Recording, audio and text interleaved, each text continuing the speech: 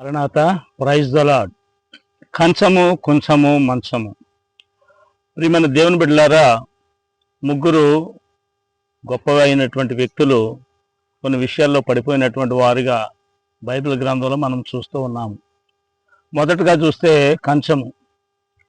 ఏసావు తన యొక్క సోదరుడైనటువంటి యాకోబు ఆహారం నిమిత్తము తన జ్యేష్ఠత్వాన్ని అమ్ముకుని తనకున్నటువంటి ఆశీర్వాదాలన్నీ కూడా పోగొట్టుకొని కేవలం ఒక తిండి గురించే తన యొక్క హక్కులను కూడా అమ్ముకున్నటువంటి భ్రష్టుడైనటువంటి ఏసావును బైబిల్ గ్రంథంలో మనం చూస్తూ ఉన్నాం. తిండి శోధన. నీవు కూడా తిండి కొరకు నువ్వు ఎక్కువ ప్రాధాన్యం ఇస్తున్నావేమో, అది నీకు ఏ విధంగానూ కూడా మంచిది కాదు అనని దేవుని యొక్క వాక్యము సెలవిస్తూ ఉన్నది. రెండవదిగా మనం చూస్తే కొంచెము అనగా ప్రవక్త అయినటువంటి ఎలీషా దగ్గర తన శిష్యుడైనటువంటి గేహాజీ తను మరి నయమాను యొక్క కుష్ఠరోగము స్వస్థపరిచిన తరువాత నయమాను తెచ్చినటువంటి ఆ బంగారము, వెండి, నార వస్త్రాలు ఎలీషా నాకు అవసరం లేదు పట్టుకెళ్ళిపోమంటే గేహాజీ కన్నుబడింది. కనుక ప్రవక్త అయినటువంటి ఎలీషా గురువు గారికి తెలియకోకుండా వెళ్ళి ఆ వెండి, బంగారాలు, ఆ నార వస్త్రాలు ఇవన్నీ కూడా తెచ్చి ఇంట్లో పెట్టుకున్నాడు. కానీ ప్రవక్తకు తెలిసింది, తెలుసు కూడాను.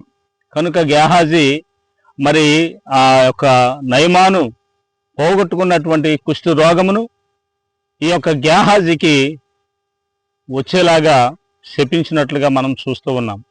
ఒకవేళ నీవు కూడా డబ్బునే ప్రేమించి డబ్బునే ఆశపడుతున్నవేమో, అది కూడా నీ యొక్క ఆత్మీయ జీవితానికి ఏమాత్రం మంచిది కాదు అని దేవుని సేవకునిగా నేను తెలియజేస్తూ ఉన్నాను.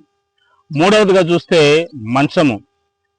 బలాఢ్యుడైనటువంటి సంసోను ఫిలిస్తీయులైనటువంటి వారిని సంహరించుటకును వారిని ఎదిరించుటకును మరి చక్కని బలాఢ్యుడిగా బలవంతుడైనటువంటి వాడుగా మనం చూస్తూ ఉన్నాం. కానీ ఒక స్త్రీ వ్యామోహముతో, దెలీలా అనేటువంటి ఒక స్త్రీ వ్యామోహముతో తనకున్నటువంటి బలమైనటువంటి మరి యొక్క తల అంతా కూడా మరి మొత్తం కత్తిరించబడింది.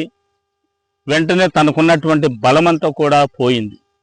ఒకవేళ ఈ రోజున నీవు స్త్రీ వ్యామోహంలో ఉన్నావేమో, అది నీ ఆత్మీయ జీవితానికి మంచిది కాదు అని దేవుని సేవకునిగా నేను మీకు తెలియజేస్తూ ఉన్నాను.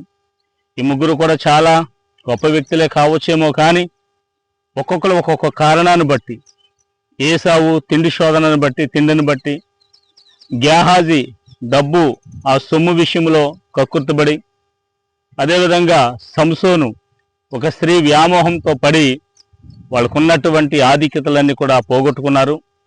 ఇవన్నీ గమనించినటువంటి నీవు నీ ఆత్మీయ జీవితాన్ని పాడు చేసుకోకుండా దేవునికి దగ్గరవుతూ దేవుని సహవాసంలో ఉంటూ నువ్వు ఎదిగి ఫలించాలని దేవుడు కోరుకుంటున్నాడు.